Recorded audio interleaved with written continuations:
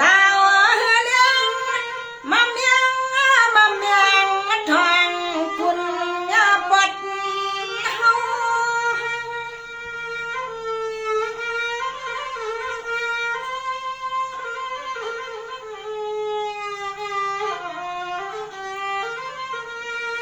ฮักเกินน้องยิงเปียน้องสมน้องโซสีสนา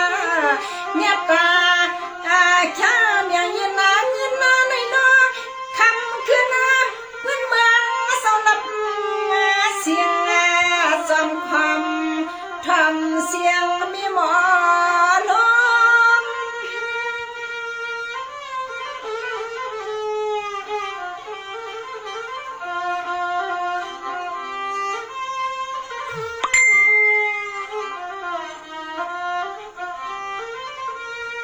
สม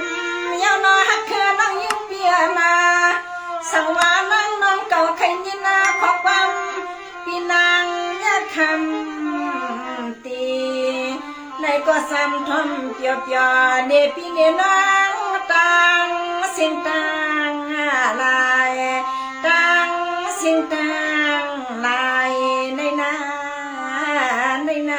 นอ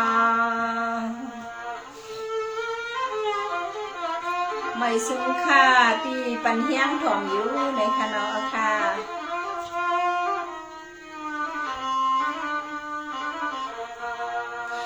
สวัยก็เมื่อไกล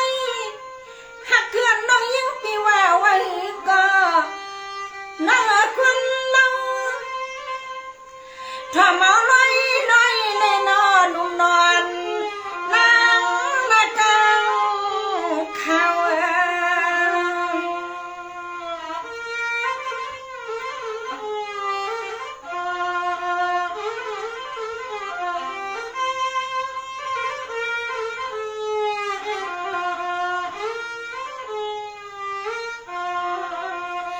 จึงว่าสาวนิยมน้องยิง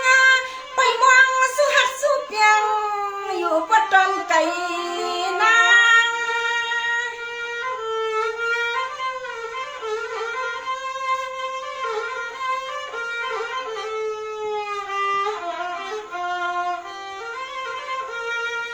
น้องวันอยู่ก็หิว่าอำปังใส่อันก็ลองไปมองก็เดียบอ่านที่เป็นลอมนับเดือนนับวันตัวตันเมื่อไรก็นอก็หัก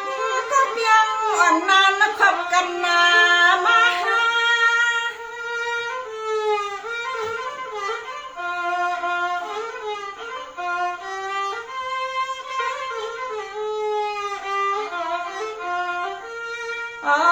ก็หักมาน้องแค่เสาก็วันก็เมืองก็ทุ่งก็แดงในมันใจไหลเปลี่ยนนองตั้งสุกตังไม่เลือดดังกองที่เนเกี่ยวอ่อนสาวน้องแค่พี่ว่านอเอาเลยค่ะน้องพี่น้องค่ะ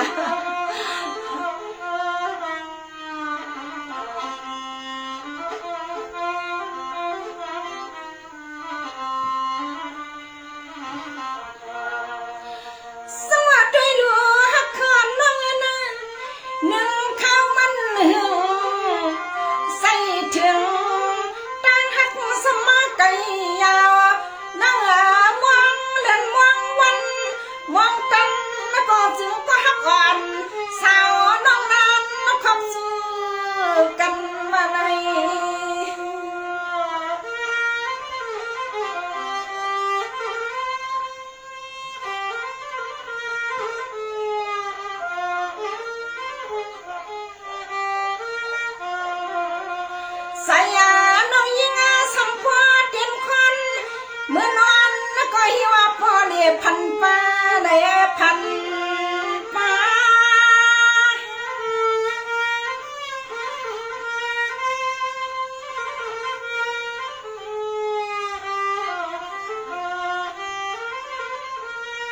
น้องเกินน้องเขากิ่งพวนลาอันยาอันซื้อที่น้องยังเปียนอลำไปมองก็หักก็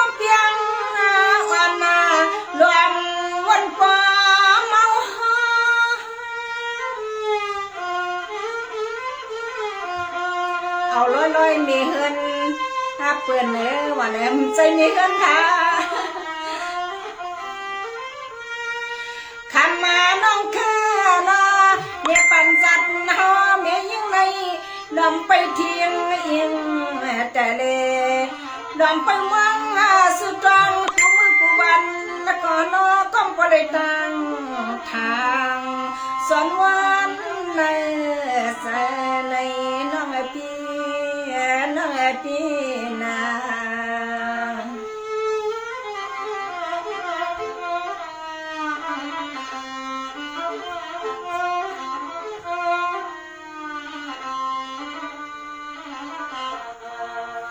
สังวาในนี้ฮักเขินน้องนามิวสาคนใส่ไงเหมือนข้าสื่อกลางละควังป้อนรวมทวังก็มันสร้างเฮืองเกิงหนึ่งน้อย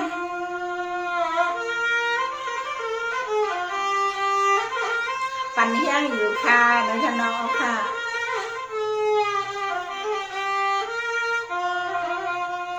ใส่เจือเทียนาดอกก็นี่อันก็หักน้องคือนั้นเศร้าทุ่งมาเป็นสินีสวรรค์ใส่วันเดือนอันมา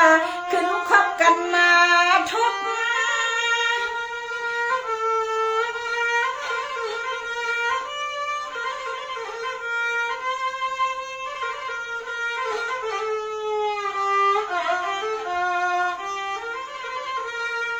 ด้วยดูน้องคือนาเขาตาวนอยู่ตาสีใส่ยนหักเขาในอำกีที่นางว่ากำในบ่ในขึ้นผัดยามก็ต่าง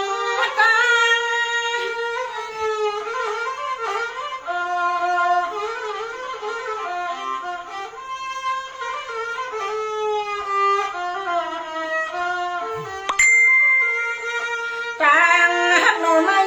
กองไว้ปั่นเช้าเมียยิงไปมองกูมือกูวันก็ใจในซ้ำปออ่อนปออ่อนอาลาเปียสวมสวนด้วยก็ฮักก็เปียงอ่อนวางทับยอมเนาะก็ฮักก็เปียงอ่อนวางทับสุนัยปอยอมมาเลยมาเลยเนาะ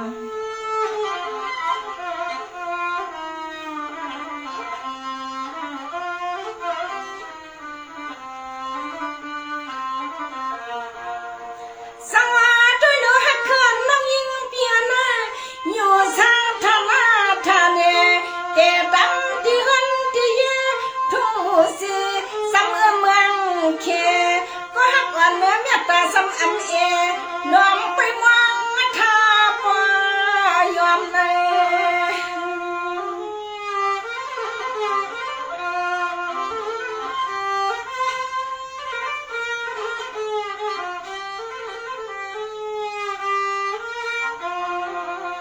ด้วยดูก็ฮักอ่อนนั่งคือสมมือสางซอเสียงกับบัวอารอนหาคำนั้นเรียกคำพี่นั้นพวกคนนั้นเปลี่ยนมาปากที่วันเดียวนอนั่งคือน้อวุ่นซ้ำก็ฮักก็เปียงในหมังปกมอมนิ่มซาดอนน้องพี่ลิมาซา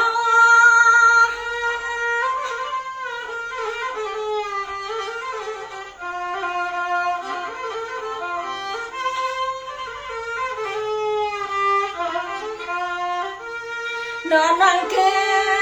นอนนั่งแค่นอนพี่นางก็จะสู้ดังเพื่อนน้องลูลองตั้งวังนั่นจึงพอเลยวังมังทางวันสาวน้องแค่ก็ให้เพียงสาทางวันใส่น้องแค่น้องวังซึ่งก็เสียวปอเสียวปอกเสียวเปลี่ยนลาพี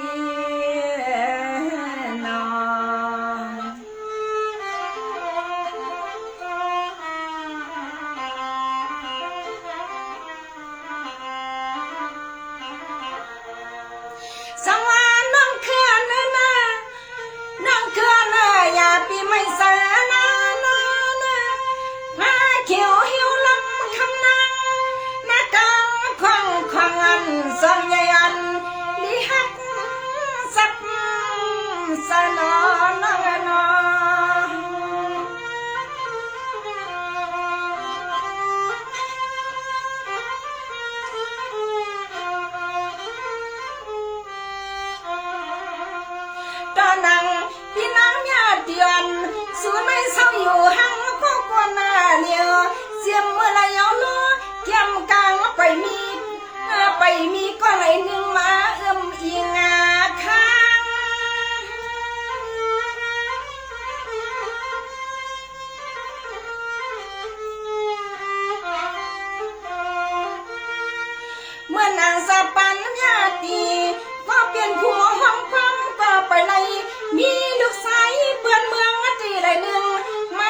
ปิ่ม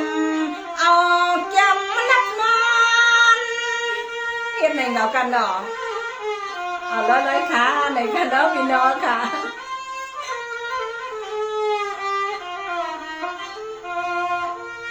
โดยลูกปั่นสาวในนางเยานอป่าปั่นป่าเสียวในมอนไปเลยมีหนุ่มอ่อนหนุ่มอ่อนอันก็เลยเนื้อมาเข้าข้างอนาศึกษามันกำอำตันก็เท่าก็โยเราไปมีเสาคำโพนานา